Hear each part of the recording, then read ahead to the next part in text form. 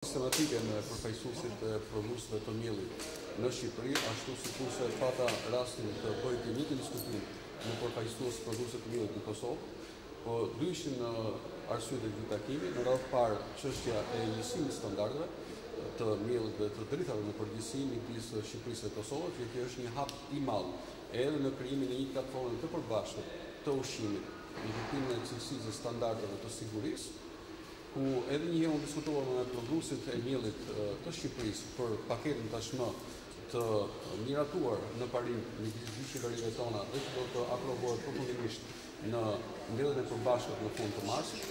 Prodhuesit e miellit më garantuan edhe një herë që mbështetin fuqimisht paketën. Të përkraj unë pata edhe nga prodhuesit e miellit të Kosovës dhe në këtë mes ne tashmë ndodhemi në kushtet e një njësimi të plot të standardeve të cilësisë dhe të sigurisë të miellit.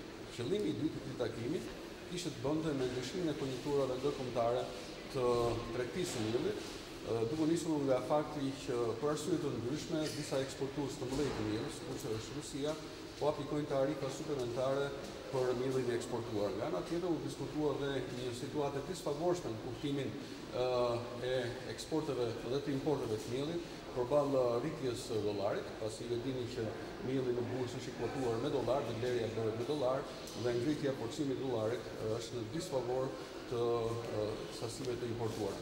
Diskutuam me përgjegjësinë me prodhuesit për të parë masat që duhet të marrë për të parandaluar një rritje të çmimit të miellit. Praktikisht këto në moment që flasim nuk kemi absolutisht asnjë lloj rritje të çmimit të miellit apo të bukës, por ne duhet të dalim përpara situatave, përpara se të kapim nga ato. Ka disa masa. Së pari duhet të rritur rezerva stoku të miellit. Praktikisht ne kemi një rezervë stok mielli për një muaj furnizim të pandërprer. Diskutuam për mundësinë që kjo rezervë të shkojë 2 deri në 3 muaj, në mënyrë që të kemi të gjitha mundësitë për të futur në treg sasira miellit për të kundërbalancuar një rritje eventuale të çmimit të miellit në tregjet ndërkombëtare.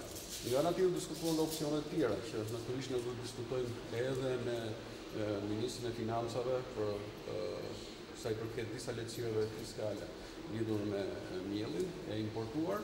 Njëkohësisht u diskutuan edhe për opsione të tjera që ndoshta kursi i konvertimit lek dollar për mielin të mbahet në mënyrë të kontrolluar, në mënyrë që të dalim, po kjo është për të diskutuar, është një ide që u hodh nga prodhuesit e miellit, por kjo mbetet për të diskutuar natyrisht edhe në nivel të organizmeve financiar të vendit dhe Ministrisë e Financave. Gjithsesi ajo që mbetet për të ndjekur është që ne duhet të jemi të vëmendshëm, ne duhet të dalim përpara fenomenave, mos kapemi nga situata të papëlqyera dhe ne do të marrim të gjitha masat e duhura në mënyrë që të ruajmë të pandyshuar çmimin e miellit dhe për arsye dhe për pasojë edhe çmimin e bukës, që është artikulli më i konsumuar nga shqiptarët. Për lehtësira fiskale, pak keni parasysh në një reduktim apo heqje komunitare të doganore të vjetë? Mbetet për të parë, ne kemi disa opsione që unë nuk do nxitohem për të bërë publike, për arsye sepse na duhet të diskutojmë fillimisht edhe me Ministrin e Financave, natyrisht edhe me sistemin bankar të vendit, për të bërë një hap të pjekur dhe të mirë balancuar. Çfarë udhëtimi është sa përqind importojnë? Ne parë Rusia është një eksportues jashtëzakonisht i madh i miellit, duke qenë se çdo zhvillim ka ofertë të përqyeshme nga bikramja e çmimeve të miellit, njëkohësisht garanton dhe standardet e cilësisë dhe sigurisë, sepse tregu i miellit është dhe më gjerë. Pra, eventualisht ka dhe prodhues të tjerë të miellit, siç janë edhe Bashkimi Evropian, Gjermania, Franca apo dhe Kanadaja, por duke qenë se Rusia konkuron me çmim, kuptohet se sasirat më të mëdha të miellit importohen nga Rusia, e cila eksporton tek ne rreth 120.000 tonë në vit, kur prodhimi i saj i përgjithshëm për eksport në botë është mbi 20 milion tonë. Çfarë zgjidhje është dhënë mbërtit në Rusinë, pra? Ju thatë se përdoren tarifa suplementare.